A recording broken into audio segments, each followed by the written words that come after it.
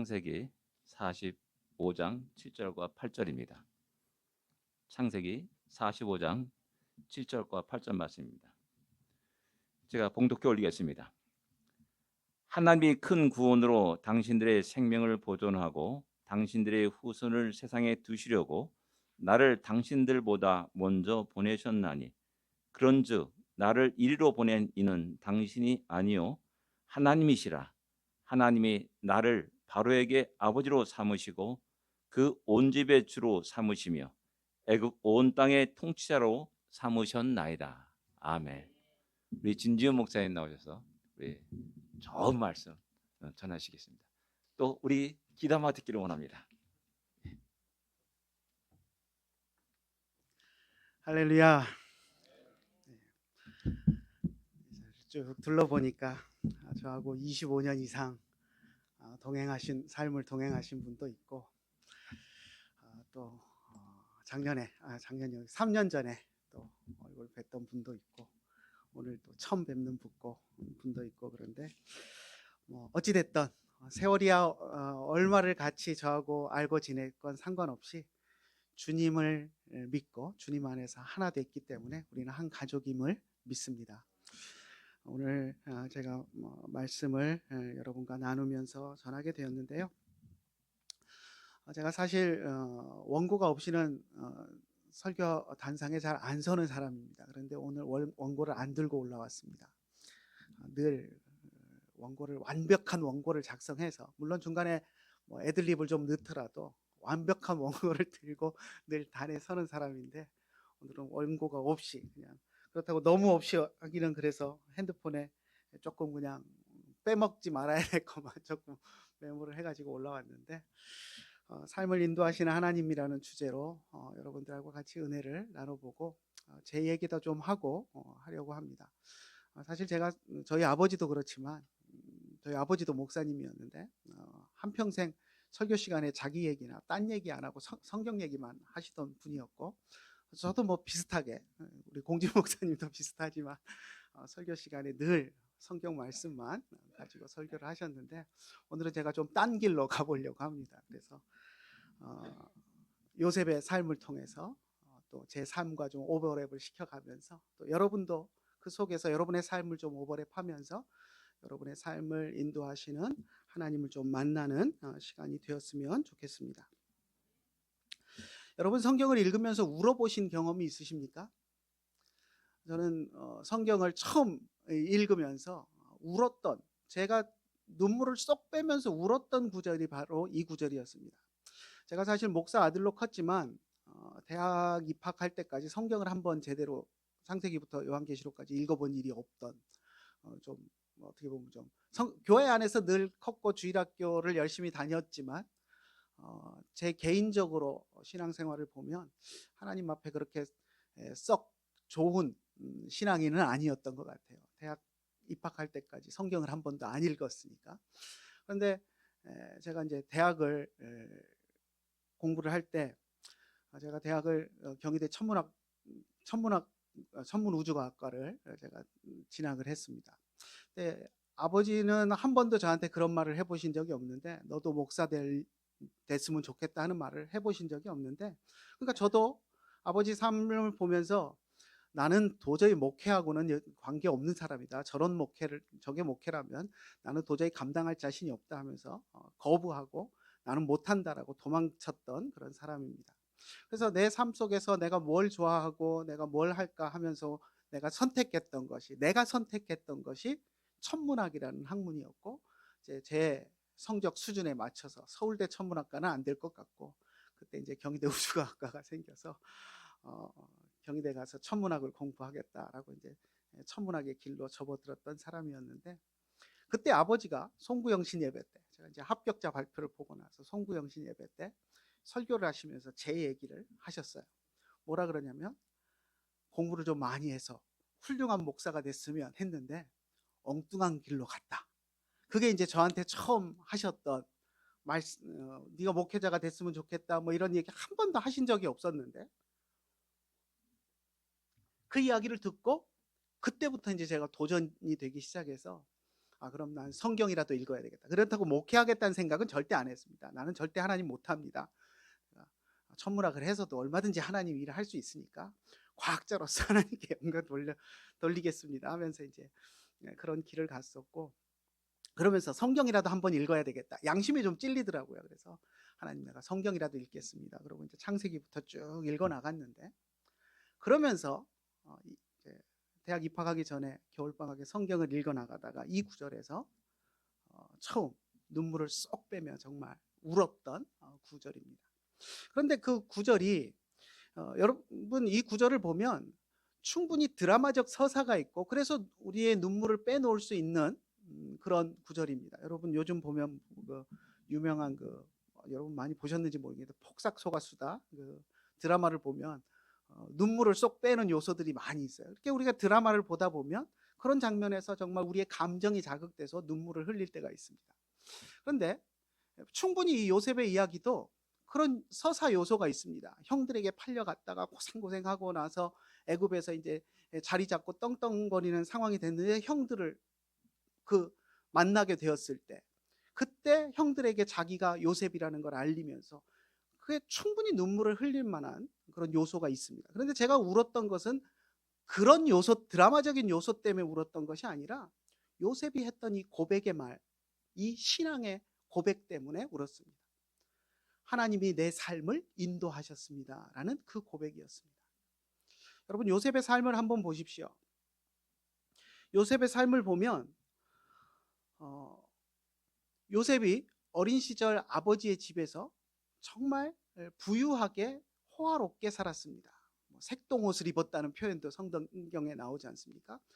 물론 색동옷을 입었다는 게 단순히 귀여움을 받고 자랐다, 좋은 옷 입고 호강했다 이런 의미는 아니지만 충분히 그런 요소가 있습니다. 그래서 아버지의 집에서 어린 시절부터 12형제가 있었지만 그 속에서 11번째 어린 동생이었지만 장자의 권한을 가지고 아버지의 사랑을 독차지하면서 그렇게 자랐던 아이였습니다. 그리고 또 꿈을 꾸죠. 꿈을 꾸면서 어떤 꿈을 꿉니까? 형들이 곡식단이 자기 곡식단에게 절하는 꿈, 해와 달과 별 11별이 자기에게 절하는 꿈을 꿉니다. 그런 꿈을 꾸면서 또 그 꿈을 꾸고 그런 꿈을 꾸면서 살았던 행복한 어린 시절을 살았던 요셉입니다.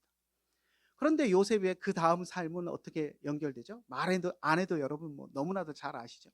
사랑하는 형제들에게 죽임의 위협을 받다가 팔려갑니다. 사실 형제들이 요셉을 죽인 것과 마찬가지입니다. 구덩이에 가둬놓고 어떻게 죽일까 고민하다가 지나가는 대상들이 보이니까 그냥 죽이지 말고 저기다 팔아버리자 하고 팔아버린 것이었기 때문에, 만약에 그때 때맞춰 대상들이 지나가지 않았으면 형들의 손에 죽었을 운명이었습니다. 그런데 그런 운명으로 팔려가서 애굽이라는 낯선 나라에 가서 그곳에서 종살이를 하면서, 또 종살이를 하면서도 하나님 앞에서 경건하게 살아보려고 발버둥 쳤는데 그것이 오히려 올무가 돼서 감옥에 가고, 감옥에서도 억울한 일들을 당하면서 또 살았던 그런 모습들을 우리가 보게 됩니다. 그런데 그러고 나서 이제 우여곡절 끝에 천신만고 끝에 애굽에서 이제 왕 다음 가는 자리까지 올라가게 되는데, 그리고 나서 형들을 만났을 때 했던 고백이 형들에 대한 원망이 아니고 하나님이 내 삶을 인도하셨습니다.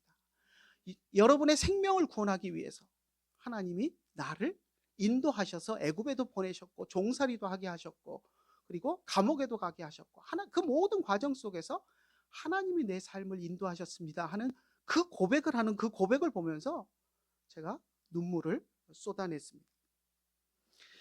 성경에 보면 우리 많은 성경의 위인들이 하나님에 대해서 이렇게 하나님은 어떤 분이라고 고백하는 것들이 나옵니다. 근데 요셉이 고백한 하나님은 내 삶을 인도하신 하나님입니다 라는 고백이었습니다. 근데 그 고백이 지금 제 삶을 쭉 돌아보면 제 삶의 고백이에요. 저에게 누군가가 너에게 하나님은 누구냐 라고 묻는다면 저는 하나님은 내 삶을 인도하신 하나님입니다 라고 저는 고백합니다. 아브라함은 뭐라고 고백했죠? 여호와 이레의 하나님을 고백했죠. 이삭을 바칠 때 하나님이 어린 양을 준비해 주셔서 그때 여호와 이레 하나님을 고백했습니다. 모세는 르비딤에서 미디안과 전쟁을 하고 나서 그리고 여호와 니스의 하나님, 승리를 주시는 하나님을 고백했습니다. 그리고 또 여호와 샬롬을 고백한 신앙인도 있고, 또 우리 잘 아는 다윗 같은 경우는 시편 23편에서 나의 목자가 되신 하나님, 여호와 로이의 하나님을 고백을 했습니다. 여러 신앙의 고백자들이 하나님을 그렇게 자기의 삶 속에서 어떤 하나님이다라고 고백을 합니다. 그런데 저는 요셉을 따라서 요셉처럼 하나님은 내 삶을 인도하신 하나님입니다라고 고백합니다. 저는 오늘 설교를 듣고 여러분들도 여러분의 삶을 돌아보면서 하나님이 내 삶을 인도하셨구나 하고 저와 같은 고백을 하게 되시기를 간절히 축원합니다. 사실 요셉의 삶을 보면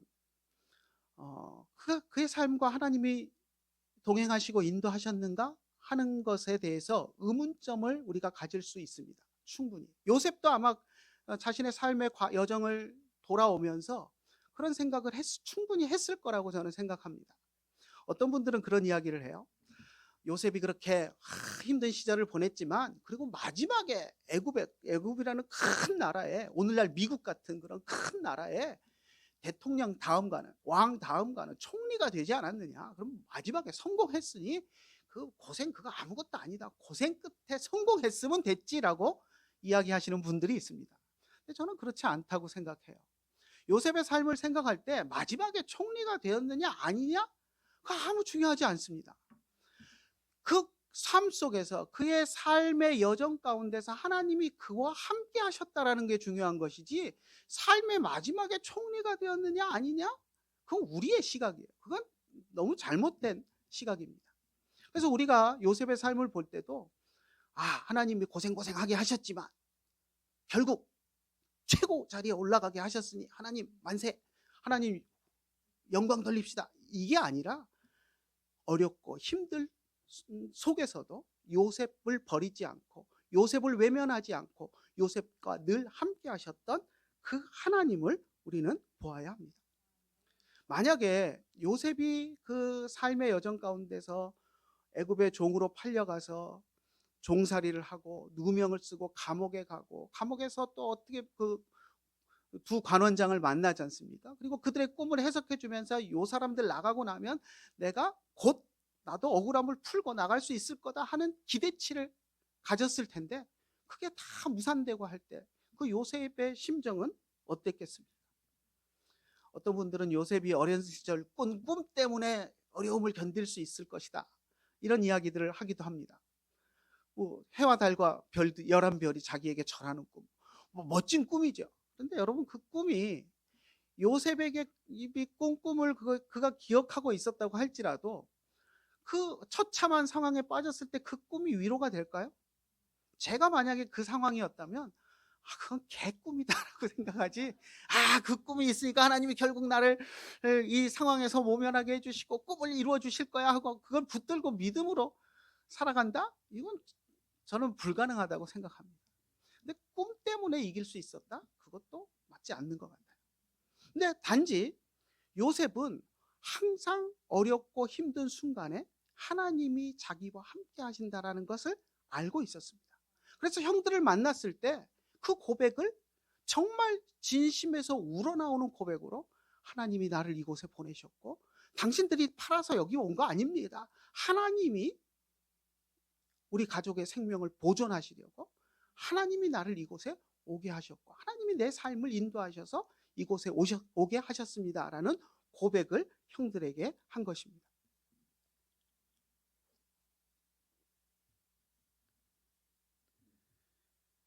성경이 그것을 이야기합니다. 오늘 우리가 읽지는 않았지만 창세기 39장 2절에 보면 요셉이 종살이하고 있을 때 성경에 요셉의 그런 삶에 대해서 이야기를 합니다. 제가 39장 2절을 한번 읽어보면요, 여호와께서 요셉과 함께 하심으로 그가 형통한 자가 되어 그 주인 애굽 사람의 집에 있었다라고 이야기합니다. 종살이하고 있는데 뭐 형통할 게 뭐 있습니까? 우리가 생각할 때. 그런데 성경은 요셉이 종살이를 할 때, 애굽 사람 보디발의 집에 있을 때 하나님이 그와 함께 하셨고 형통하게 하셨다라고 이야기합니다. 또 5절에도 보면 그가 요셉에게 자기의 집과 그 소유 모든 소유물을 주관하게 한 때부터 여호와께서 요셉을 위하여 그 애굽 사람의 집에 복을 내리심으로 여호와의 복이 그 집과 밭에 있는 모든 소유에 미친지라라고 이야기합니다. 요셉 때문에 요셉이 종살이하는 보디발의 집에 하나님이 복 주셨다라고 이야기합니다. 또 21절에 보면 감옥에 있을 때에도 여호와께서 요셉과 함께 하시고 그에게 인자를 더하사 간수장에게 은혜를 받게 하셨다라고 이야기합니다. 감옥에 갇혀 누명 쓰고 감옥에 있는데 하나님이 그와 함께 하셨고 그를 도우셨다라는 이야기를 성경이 하고 있는 겁니다. 사실 상황만 보면 우리는 이해가 되지 않습니다. 그런데 하나님은 늘 요셉의 어려운 상황 속에서도 요셉과 동행하셨습니다. 그것을 이야기합니다. 특별히 요셉이 가장 힘들고 처절한 상황 속에 있었을 때, 특히 감옥에 있었을 때 한번 생각해 보십시오. 두 관원장이, 왕의 가장 측근 두 사람이 어떤 혐의를 받고 감옥에 왔는데 두 사람이 꿈을 꾸고 요셉이 그것을 해석해 주고 나서 당신들 나가서 복직되면 나를 잊지 마십시오 해갖고 나갔는데 그 중에 한 사람이 복직이 되었어요. 그러면 요셉의 가진 기대치는 뭐죠? 그 사람이 자기가 꿈 해석해주고 준 것이 있으니까 당연한 보답으로 나의 억울함을 왕에게 얘기해서 나를 꺼내줄 것이다라는 기대치가 있었을 겁니다. 그런데 그 기대치가 어떻게 됐습니까? 다 사라졌습니다. 그 사람 나가더니 요셉 기억도 못해요. 그런데 그 사람은 요셉을 잊어버렸어도 하나님은 요셉을 기억하셨습니다. 제가 군대 갈 때 그런 사연이 좀 있습니다. 제가 목회자가 안 되겠다고 했는데 목사 된 이유가, 사실 제가 이제 삶 속에서 목사 아들로 자라오면서 지금 제가 뭐 하나님이 내 삶을 인도하셨다라고 지금 여기서 이야기하고 있지만 그 무렵까지는 하나님이 나의 삶을 인도하신다라는 생각은 전혀 하지를 못했어요. 물론 이제 목사 아들로 자라오면서 예수님 믿으면 구원받고 하는 것을 이제 지식적으로 듣고 동의하고 나 예수님 믿고 나 구원받은 하나님 백성이다라는 고백은 있었어요. 그게 이제 중2 무렵이었던 것 같아요. 그런데 대학생이 될 그때까지 뭐 하나님이 내 삶을 인도하신다거나 하나님이 날 만나 주셨다거나 하는 그런 체험은 전혀 없었습니다. 그래서 뭐 간증하는 사람들 이야기를 들으면 하나님이 저렇게도 만나 주시는구나. 근데 하나님 왜 나한테는 안 나타나시는가? 하나님 나도 좀 저렇게 만나 주셨으면 좋겠다 하는 그런 좀 뭐랄까 부러움 그런 것들이 있었어요. 대학 졸업할 때까지도 사실은 전혀 하나님을 만나는 체험은 나는 없다고 생각하고 살았어요. 그런데 지금 돌아보면 하나님께서 나를 만나 주시고 내 마음을 움직여 주시고 내가 가야 할 길을 보여주셨는데도 내가 계속 거부하고 다녔던 것 같아요.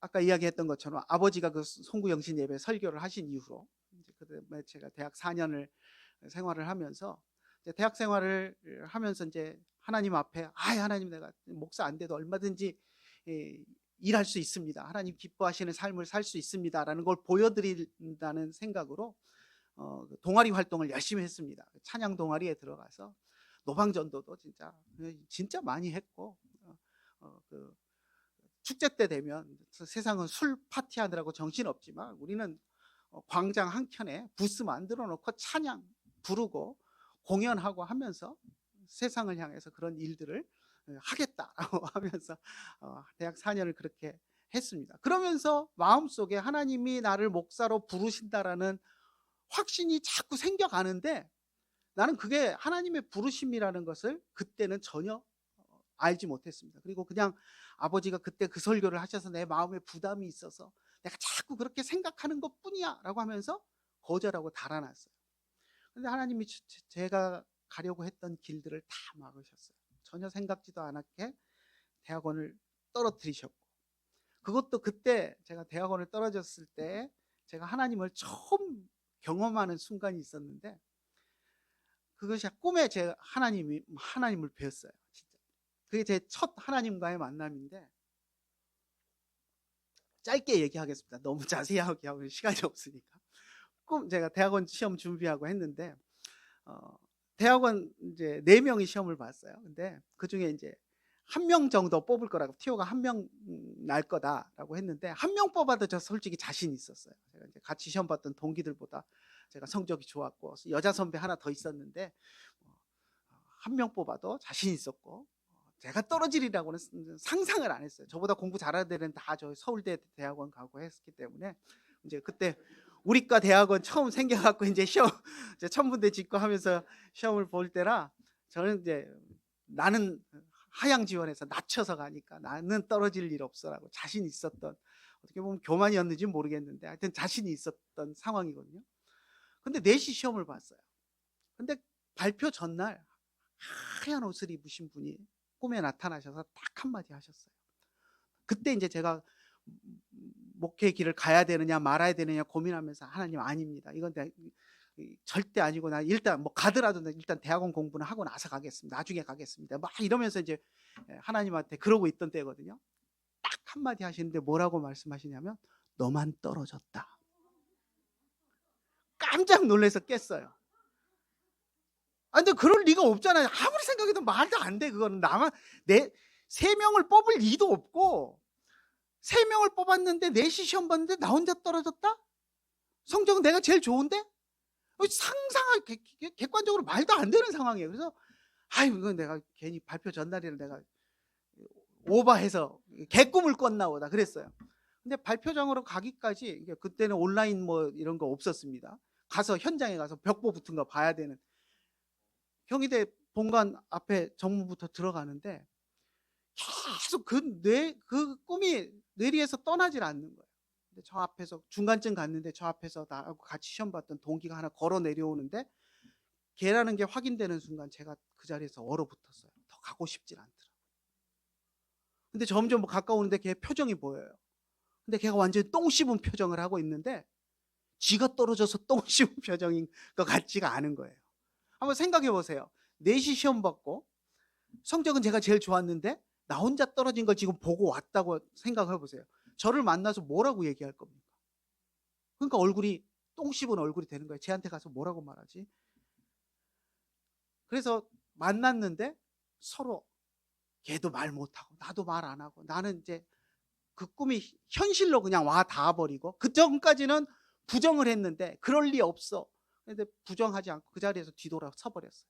그리고 정문까지 걸어 내려왔는데 내려오면서 걔가 그걸 벽보 본 걸 얘기를 해줬는지 안 해줬는데 그거 기억도 안 나고, 아무튼 저를 위로해 준다고 영화, 경희대 회기역 앞에 무슨 영화관이 하나 있었는데 영화 같이 보자 그래서 그냥 들어갔는데 무슨 영화인지 기억도 안 나고 껌껌한 데서 혼자 소리도 못 내고, 영화관에서 소리 내 울 수는 없잖아요. 억울하고 화나고 자존심 상하고 그냥 펑펑 울었어요.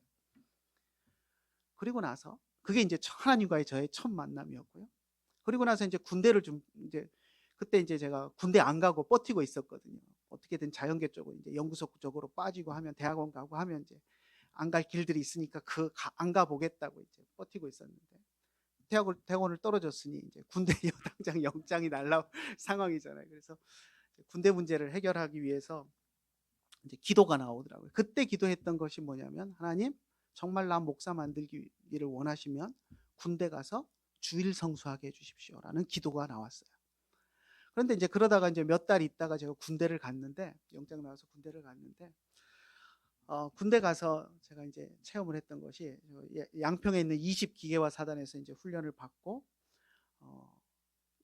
그때도 이제 군대 갈 때 이제 306 보충대라는 데가 있었어요. 의정부에 옛날에. 그래서 거기 가서 제가 이제 대학 졸업을 했고 컴퓨터 뭐 정보 처리 자격증도 있고 이제 그래 놓으니까 먼저 군대 갔던 친구들이 너는 학벌도 대졸이고 자격증도 있고 그러니까 보충대 가면 찝자 타고 여기저기서 와가지고 뭐 할 줄 아는 사람이 일어서 하고 이제 뭐 할 때 일어나면 편한 대로 착출대 갈 거니까 염려하지 말고 가서 잘 봐가지고 일어나라고 할 때 얼른 일어나가지고 하라고 하더라고요. 그 코치를 잘 받고 뭐 그러면 되겠지 그러고 이제 이제 기도는 하면서도 걱정은 되면서도 사실 걱정을 안 하면서 그렇게 갔어요.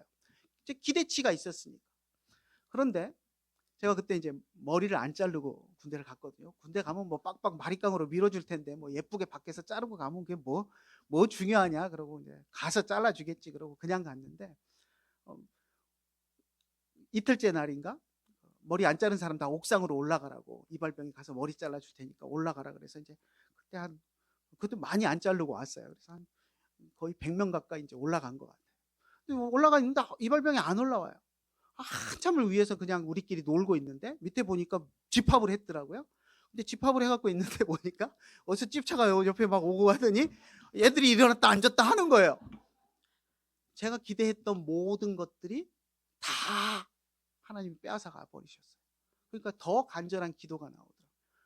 제가 가진 것 가지고 이런 기회가 있으니까 군대 가서도 좀 편한 데 갈 수 있을 거라는 막연한 기대가 있었던 걸 하나님 다 끊어놓으시고 엎드려 기도하게 만드시더라고요. 그래서 이제 그때부터 정말 간절하게 기도했는데 제일 세다는 20기계화사관에 가서 신병 교육을 받았고요. 그리고 나서 이제 자대 배치를 받는데 그때 이제 자대 배치를 받을 때 하나님이 이제 용인에 있는 군사령부에 있는 통신여단으로 배치가 되게 하셨어요. 그때 열 몇 명 배치가 됐는데 200 몇십 명 중에서 근데 그때 조교들이 거기 가는 애들은 한턱 쏴야 된다고 얘기를 하더라고요.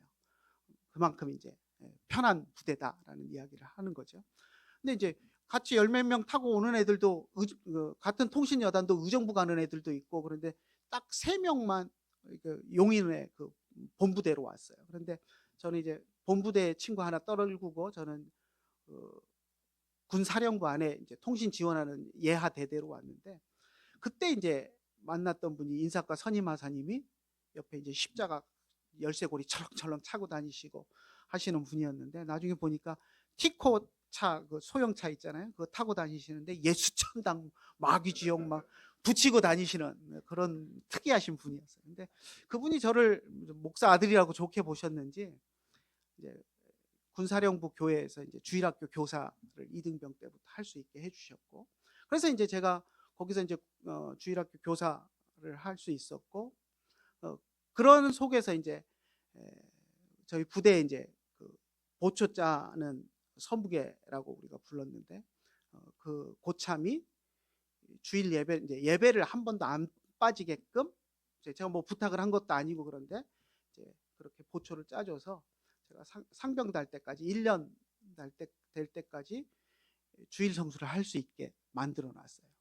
근데 그게 이제 거기가 용인에 있는 이제 군사령부여서 포스타가 있는 곳이거든요. 그래서 이제 장교들도 많고 그래서 교회 규모도 크고 그때 주일학교 애들만 100명이 넘는 군인 가족 주일학교 애들만 그런 교회였는데 거기서 이제 그렇게 군 생활을 하면서 주일 예배, 저녁 예배, 주일 저녁 예배, 수요일 예배, 토요일 날 또 우리 통신여단 목사님이 사병들 모아서 성경 공부했는데 성경 공부 한 번도 1년 동안 빠지지 않게 하나님이 만드시더라고요. 그래서 이제 하나님이 나를 목사 만드시려고 하나 보다라고 하는데 더 이상 도망갈 수 없게 만든 결정적인 사건이 하나 있었는데 뭐였냐면 이제 대대급에는 신학교 다니다가 와갖고 이제 십자가 마크 달고 군종 활동을 하는 사람이 있거든요. 근데 저희 대대 군종이 제대할 때가 됐는데 그때 이제 제가 막 상병 달았을 때예요. 군생활 1년 하고.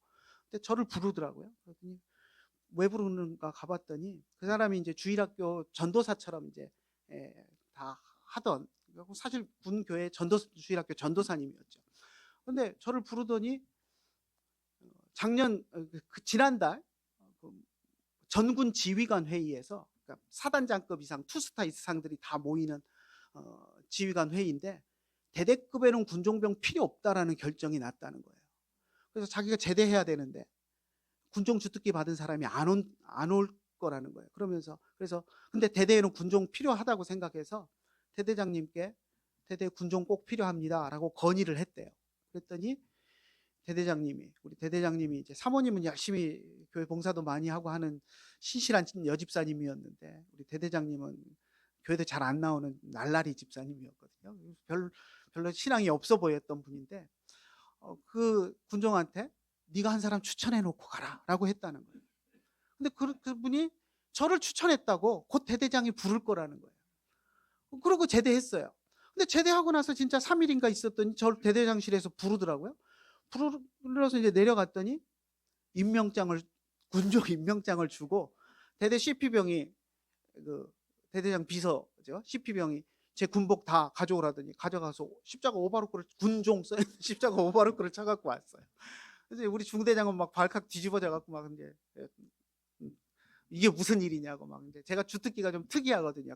제가 가설 중대였는데 일반 가성이 아니라 이제 케이블 접속조라 그래가지고 통신 케이블 끊어지면 그거 수백 가닥 있는 거 짝 맞춰서 연결하는 그 주특기 우리 중대 7, 8명밖에 없는 주특기인데 그 주특기거든요. 그러니까 이제 한 사람 빠져나가면 이제 중대장은 골치 아픈 거죠. 근데 이제 그래서 중대장은 막 뒤집어지고 했는데 아무튼 그래서 제가 군종이 됐어요. 근데 그 다음 달에 인사과에 군종 주특기 가진 이등병이 왔어요. 이게 무슨 일이지? 그랬어요. 그랬더니 인사과 선임하사님한테 물어보니까 그 다음 달 전군 지휘관 회의에서 지난달에 했던 결정 잘못됐다. 다시 군종병 보내라. 라고 결정을 했다는 거예요. 그러니까 그 한 달 사이에 만약에 그런 일들이 없었으면 제가 군종 될 수 있는 기회가 전혀 없었죠. 저는 뭐 신학교를 다니다 온 사람도 아니었고. 근데 그런 한 달여 사이에 일어났던 그 2번의 회의 때문에 그 사이에 제가 군종 마크 달고 그리고 나서 그 다음에 신병이 온 거예요. 근데 저는 이제 신병이 안 오니까 우리 중대장도 길이길이 날뛰고 그러니까 이제 곧 원대 복귀 하겠구나. 그러고 이제 각오를 하고 있었는데 대대장이 이미 임명했으니까 둘이 같이 해라. 그래가지고 이제 제대할 때까지 제가 이제 군종으로 쫄병 데리고 이제 군종 생활을 1년 6개월을 했습니다. 근데 제가 목사 아들이었지만 밖에서는 새벽기도 한 번도 안 했거든요. 1년에 뭐 한 번 연중 행사 하면 한 번 활동 말동이었는데 이게 이제 군종 마크 달면서부터는 본사 군종병이 있었지만 그 사람 이제 차량 인솔 군인 아파트 차량 인솔 나가면 보일러도 불도 켜놓고 보일러도 떼고 해야 되니까 제일 가까운 데가 저여서 이제 제가 내려가서 이제 보일러 떼고 불 켜고 이제 마이크도 켜고 예배 준비해 놓고 그러다 보니까 1년 6, 그 이후로 군종 달고 나서부터 1년 6개월은 새벽 기도를 한 번도 안 빠지게 하나님이 만드시더라고요. 그러니까 제대할 때가 돼가지고 도망을 못 가겠는 거야. 제가 기도한 게 있잖아요. 하나님 내가 진짜 목사 되기를 원하시면 주일 성수하게 해주십시오 했는데 주일 성수는 물론이고 군종 만들어가지고 새벽 기도 한 번 안 빠지게 만들어 버리시니까 도망을 못 가겠더라고요. 그래서 이제 결국 제대하고 제가 이제 신학을 결정을 하고 이제 신학교를 가게 되었고요. 그리고 나서 미국 올 때도 이제 사실 하나님의 음성을 또 한 번 들었습니다. 물론 그 사이에도 몇 가지 사건이 있는데 미국 올 때 이제 비행기를 타고 우리 공진 목사님 계시던 테네시 마틴이라는 곳에 이제 테네시 주립대학에 이제 어학 코스 있는 곳으로 가고 있었는데 그때 이제 거기에 유학생 교회가 있는지도 몰랐어요. 우리 공진 목사님 유학생 목회를 하고 계셨는데 유학생 교회가 있는지도 몰랐고 유학생들은 좀 7, 80명 늘 있다는 얘기를 들었고 교회도 없고 뭐 이민자들도 없고 그런 동네라는 이야기를 듣고 이제 가고 있었는데 그때 이제 제가 신학을 마치고 이제 더 공부하고 싶다라는 생각만 가지고 정말 무식하고 용감하게 유학길에 올랐는데 남들은 다 학교 정하고 뭐 이래서 가는데 토플 점수도 없이 거기 이제 그 테네시 주립대학에 어학 코스가 있어가지고 그것도 떠나기 몇 달 전에 우연히 어떤 젊은 그 건대 청년 한 분한테 얘기를 들어가지고 토플 없어도 유학 가는 방법이 있습니다. 그러면서 뭐 유학원을 끼고 이렇게 해서 어학 코스 있는 학교로 가면 갈 수 있대요. 그래서 이제 상담 받아보러서 이제 상담을 받았더니 그 얘기를 하시더라고요. 그러면서 언제든지 학교는 어플라이해서 그 입학 허가만 받으면 트랜스퍼 할 수 있으니까 어학 코스 있는 대로 일단 가서 영어를 먼저 해결하는 게 좋을 거라고 그래서 그럼 제일 빨리 갈 수 있는 대로 가자 해가지고 이제 몇 군데 서류를 넣었는데 다 이제 왔는데 그래서 이제 제가 또 직장 생활 이제 제대하면서 하나님 앞에 또 기도한 게 있어가지고 하여튼 또 하나님 응답해 주셔서 신학교 다니면서 그 자유출퇴근으로 출근할 수 있는 여러분 아시는 아래 한글 만든 그 한글과 컴퓨터에서 또 3년 넘게 직장 생활하면서 신학 공부를 했거든요. 자유출퇴근제라는 직장을 또 하나님이 또 주셔가지고 그것도 이야기하려면 너무 기니까 그건 생략하고, 아무튼 그래서 이제 직장 생활 경력도 있고 그러니까 MBA 조건부로 해서 넣으면 비자 길게 받아서 갈 수 있다고 해서 이제 몇 군데 넣었는데, 이제 더 좋은 학교들도 됐는데 제일 빨리 되는 데로 가자 그래가지고 간 게 그 마텐이었거든요. 그래서 이제 비행기 타고 가는데 이제 빨리 영어를 늘려야 되니까 한국 사람 절대 안 만난다라고 이제 저는 각오를 하고 이제 비행기를 탔는데, 비행기 타고 가는 중에 하나님이 마음속에 음성을 들려주시는데, 만약에 갔는데 한국말로 예배드리기를 원하는 학생들이 있으면 어떡할래? 라는 질문을 하나님이 던져주시는 거예요. 열 몇 시간 동안 그 질문을 놓고 비행기 안에서 고민을 했습니다. 그러다 내리기 직전에 제가 뭐라고 하나님 앞에 대답을 했냐면, 하나님 그래도 내가 목사인데, 그러니까 목사 안수 받고 이제 비행기를 탔는데, 목사인데 예배드리기를 원하는 사람이 있으면 예배는 드려야 되지 않겠습니까? 그러고 내렸어요. 그런데 이제 비행기 내려서 이제 학교에서 인솔 오는 버스를 놓치고 뭐 하는 그 과정에서 그 한국분 하나하고 이제 같이 놓쳐가지고 이제 택시 타고 이제 학교로 갔는데, 그래서 이제 그 양반하고 같이 룸메이트가 됐는데, 그 양반하고 이제 밤 얘기를 하면서 사실 나 목사인데 절대 나 목사라는 말 가서 하지 말라고 이제 그랬거든요. 그리고 나 영어만 되면 신학교 정해지면 언제 떠날지 모르니까 조용히 있다, 영어만 빨리 익혀서 갈 거니까 한국 사람 안 만날 거니까 절대 얘기하지 말라 그랬는데, 이 양반이 이제 갔더니 이제 한국 사람들이 어학 코스에서 이제 한국 교회 오라고 전도를 했나 봐요. 근데 거기다 대놓고 자기는 룸메이트니까 목사니까 교회 안 가도 된다고 그렇게 해가지고 그 동네 목사가 왔다는 소문이 그냥 하루 만에 쫙 퍼져가지고 공 목사님이 저를 만나기를 원한다고, 그때 홍 집사님이 홍 권사님이 저한테 말씀하셨나? 제 기억에 그런 것 같은데, 만나기를 원한다고 이제 그러셔서, 근데 목사님이 만나자는데 또 안 만나고 안 가는 것도 또 너무 건방진 것 같고, 그래서 그래 목사님한테 인사만 드리자 그러고 갔는데, 목사님이 이제 거기서 5년 유학생 생활 목회하시다가 떠날 계획 세워 놓으시고, 근데 이민자가 없으니까 목사님이 올 상황이 안 되니까 학생들하고 목사님 보내달라고 기도하고 계셨다더라고요. 그러면서 저보고 기도의 응답이라고 그러시는데 제가 비행기 안에서 하나님께 대답한 게 있잖아요. 그거 뭐라고 말을 못 하겠더라고요. 그래서 제가 거기서 이제 유학생 목회를 하게 됐고, 공 목사님 2주 후에 이제 떠나시고 이제 유학생 목회를 하게 되면서 거기서 이제 MBA를 하게 됐고, 그리고 이제 MBA를 하면서도 하나님이 목사를 왜 MBA를 시키시나 하면서도 열심히 했어요. 제가 성격이 또 하나님이 시키시면 뭐든지 또 열심히 하는 성격이거든요. 열심히 하면서 하나님이 왜 목사를 MBA를 시키실까? 근데 사실 비자 연장을 위해서 등록을 해야 되기 때문에, 불법 안 되기 위해서 등록하는 거면 공부 안 하고 등록만 하고 해도 상관은 없거든요. 근데 또 열심히 했어요.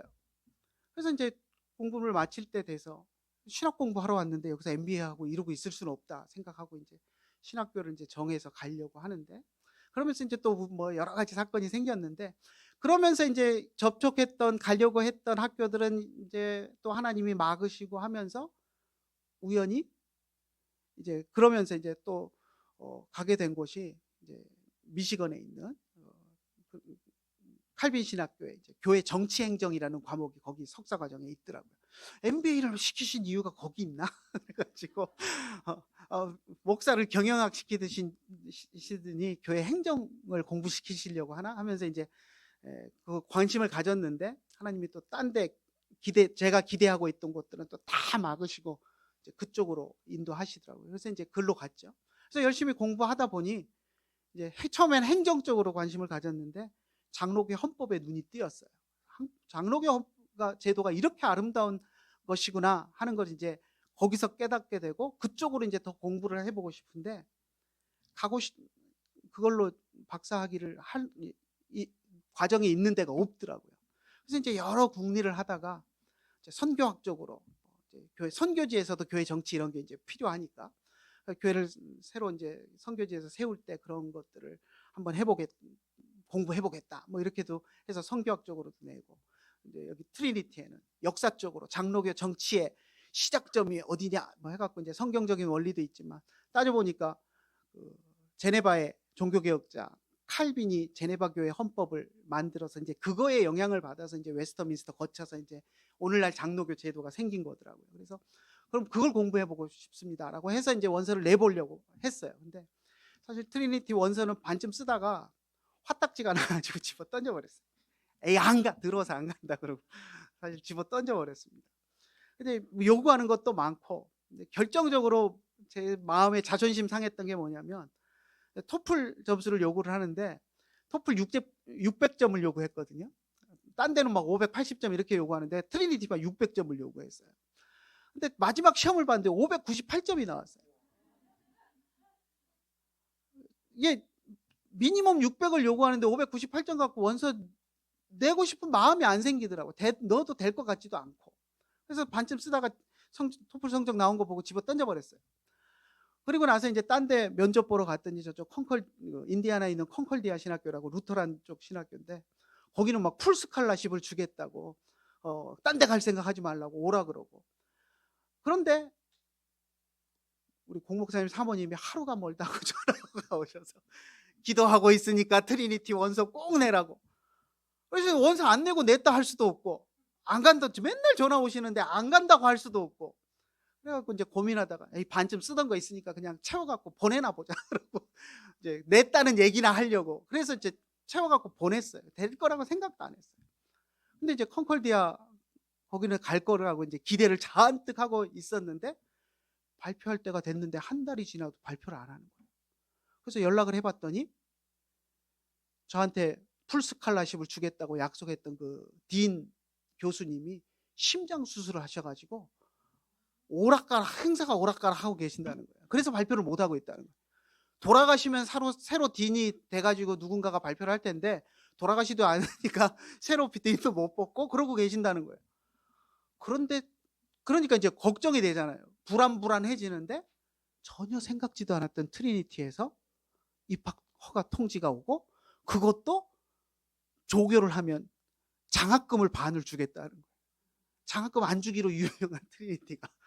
그래서 하나님이 또 이리로 보내시는구나. 그래서 이제 트리니티 와서 공부를 했고요. 사실 공부를 마치고 이제 돌아가서도 하나님이 참 정말 내 삶을 인도하신다라는 것을 느끼는 게 제가 지금 배지를 하나 달고 있는 게 있는데 총신대 배지입니다. 제가 총신을 안 나왔어요. 저는 개혁교단 출신이고 그래서 개혁신학연구원 무인가신학교죠. 지금은 이제 대학교로 인가 받았는데 제가 졸업할 때는 무인가신학교였어요.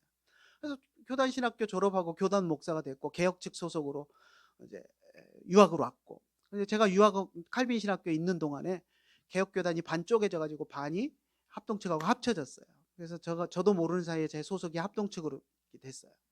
근데 이제 졸업하고 이제 제가 공부 마치고 이제 한국 들어가니까 제 소속이 이제 합동측이 돼 있죠.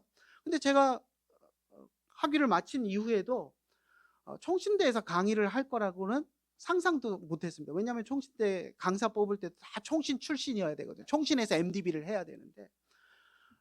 근데 제가 이제 15년 전에 한국 들어갔을 때 노회가 이제 그때 이제 합쳐진 지 한 4, 5년 됐을 때인데 노회 갔는데 노회에서 목사님들이 뭐 이제 총신 쪽에서 그 총회 100주년 기념으로 개혁 측에서 온 목사님들 총신 와서 여름방학에 두세 달 이렇게 공부를 하면 졸업장을 준다고 했다고 그걸 다 한다고 하는 거예요. 근데 합쳐질 때 교단 대 교단 통합했기 때문에 그래 총신 안 나와도 목사 하는데 아무 문제 없거든요. 그래서 제가 이제 노예 처음 간 놈이 젊은 목사가 갑자기 처음 나타나가지고 선배님들 이건 아닙니다. 우리가 아무 회원 자격에 문제 없는데 자존심도 없습니까? 총신대 졸업장 그게 뭐라고? 그러고 막 소리를 치면서 하지 말자고 막 했어요. 그랬더니 선배 목사님들 반응이 뒤로 이야기 도는 게 저놈은 지가 미국 가서 학위하고 왔다고 저런다 이러더라고요. 그래서 그때 이제 제가 튀면 안 되겠다. 괜히 튀다가는 욕만 먹겠다. 그래서 묻어가자. 그러고는 그때 그냥 했어요. 그냥 그래서 총신대 가서 여름방학 2년을 여름방학 가서 몇 과목 듣고 뭐 졸업식도 한다는데 그것 해갖고 졸업식 하는 것도 난 나쁘고 그래서 이제 안 가고 그냥 잊어버리고 살았거든요. 근데 몇 년 지나고 나서 지금 4년 전이죠. 총신대 교수님 여기 트리니티에서 같이 잠시 얼굴만 대면했던, 친하지도 않았고 그냥 서로 안면만 있는 사이였는데 느닷없이 전화가 왔어요. 수소문해서 전화번호 찾아서 전화했다면서. 근데 저보고 제가 장로교 그 제도를 헌법을 이제 전공을 했잖아요. 그러니까 근데 그분이 제가 뭘 전공했는지도 모르고 트리니티에서 잠시 만났던 그거밖에 없는데 한국 와서 목회한다는 얘기만 들으셨나 봐요.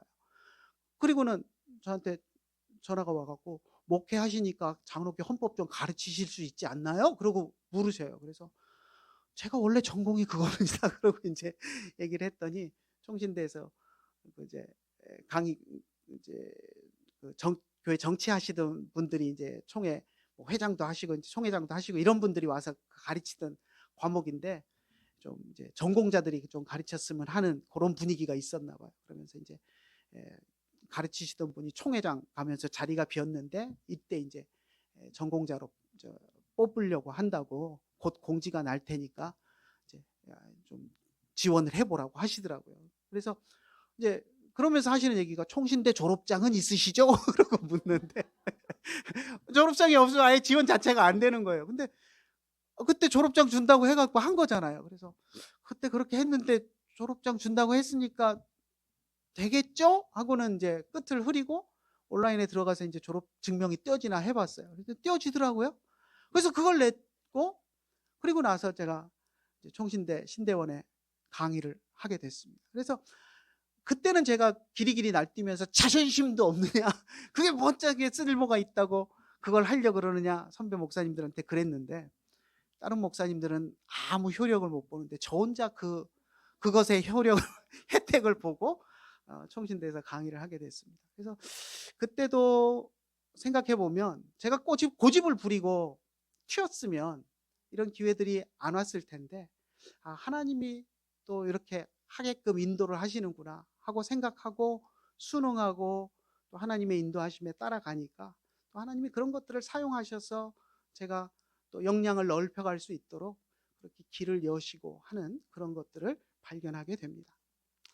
제 얘기만 너무 많이 했는데요. 여러분의 삶, 여기 계신 여러분의 삶이 어떤 형편인지 저는 잘 모릅니다. 물론 제가 아는 분도 있지만 잘 몰라요. 하지만 여러분의 삶 속에서도 여러분들도 나름대로 어렵고 힘들게 살아왔을 테지만 요셉의 삶처럼 힘들고 어려운 삶을 아마 살아오신 분들이 이 자리에 계실 겁니다.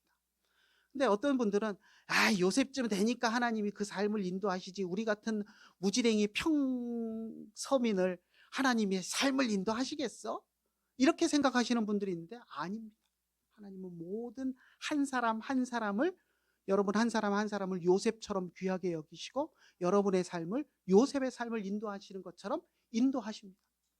근데 무지해서 우리가 모르는 거예요. 제가 대학 졸업할 때까지 하나님이 내 삶을 인도하시느라고 그렇게 내 내면에서 말씀하시고 아버지의 음성을 통해서 너 목회자가 되어야 한다라는 걸 말씀하시는데 아니야, 그건 하나님 음성이 아닐 거야, 하나님이 인도하시는 게 아니야, 내 생각이야, 내 착각일 거야 하면서 거부하고 달아났던 것처럼 여러분 곁에서도 하나님은 끊임없이 여러분을 향해서 여러분의 삶을 인도하면서 말씀하시는데 우리가 알아채지 못하고 있고 또 내 삶에 내가 의지하는 것들이 있어서 제가 군대에서 내가 대졸이고 자격증도 있으니 어디 좋은 데 갈 거다라는 그 기대치만 가지고 하나님이 내 삶을 인도하실 것이라는 기대치는 전혀 관심 밖으로 두고 그것만 붙들고 살았던 것처럼 내가 할 수 있는 일, 내가 뭔가 만들어서 일을 꾸며서 내가 뭔가를 해보려고 하는 그 일들에 온통 정신이 팔려서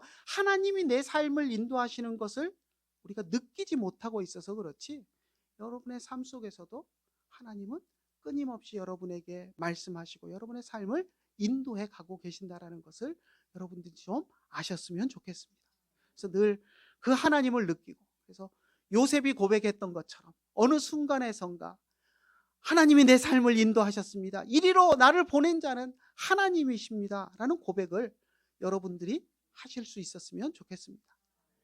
오늘 두 교회가 연합해서 이제 몇 번 예배 드리고 오늘부터 이제 완전히 연합해서 예배를 드린다라는 얘기를 제가 들었습니다. 이 연합 예배도 이렇게 두 교회가 연합하게 된 것도 하나님의 인도하심 속에서 된 일이라고 생각합니다. 아마 이 가운데는 별로 연합하는데 마음이 안 들어서 속으로 꼭 불편하신 분이 있는지도 혹시 모르겠어요. 아마 뭐 한두 분쯤은 있지 않을까 하는 생각을 해봅니다. 제가 노회 처음 가가지고 선배 목사님들이 총신대 가서 공부한다고 할 때 자존심도 없냐 그러면서 이걸 왜 하는데 그러면서 막 불만을 터뜨렸던 것처럼 마음속으로 왜 합치는데 하면서 불만이 있는 분이 있는지도 모르겠어요. 그런데 그 속에서도 하나님이 인도하시는 것이구나, 하나님이 인도하시는 것에 순응하며 또 그 속에서 합쳐진 이후에 또 내가 할 일을 찾고 이 교회가 연합해서 성장하는 일을 위해서 내가 무엇을 할 것인가 생각하면서 여러분들이 이 교회 안에서 자리를 잡아간다면 하나님이 여러분을 통해서 일하시고 이 교회가 부흥되고 또 하나님이 여러분의 삶 속에서 하나님의 여러분의 삶을 인도하시면서 크게 여러분을 이끌어 가셔서 마지막에 내 삶을 인도하셨습니다라는 고백을 하게 하실 줄로 믿습니다. 그래서 여기 계신 모든 분들이 하나님 앞에 하나님은 내 삶을 인도하십니다라는 고백을 하시기를 간절히 축원합니다. 기도하겠습니다. 하나님 아버지, 은혜를 감사합니다. 요셉의 삶을 인도하신 하나님을 통해서 하나님, 우리의 삶을 인도하시는 하나님을 만나고 보기를 원합니다. 우리는 늘 부정하는 마음을 가지고 하나님이 우리의 삶을 인도하시는데도 불구하고 그것을 깨닫지 못하고 아니야 라고 외치며 달아나려고 하는 습성이 우리에게 있습니다. 하지만 하나님, 우리의 마음을 다스려 주시고 하나님 만나 주시옵소서. 우리가 하나님을 만나기 전에는 하나님이 우리의 삶을 인도하신다라는 것을 깨닫지 못하는 어리석음에 빠질 때가 많이 있습니다. 하나님, 우리를 만나 주시고 우리의 마음속에 우리가 깨닫지 못했을 때에는 정말 초자연적인 방법을 동원해서라도 하나님이 우리 곁에 계시고 우리의 삶을 인도하신다라는 것을 깨닫게 하시고 삶의 순간순간마다 내 것을 의지하지 않고 하나님이 인도하시는 그 손길에 따라서 그 손길을 의지하여서 잠잠히 나아가며 또 하나님의 손길을 의지하고 담대히 나아갈 수 있는 우리 샬롬 장로교회 모든 성도님들이 될 수 있도록 은혜 더하여 주시옵소서. 예수님의 이름으로 기도드리옵나이다. 아멘.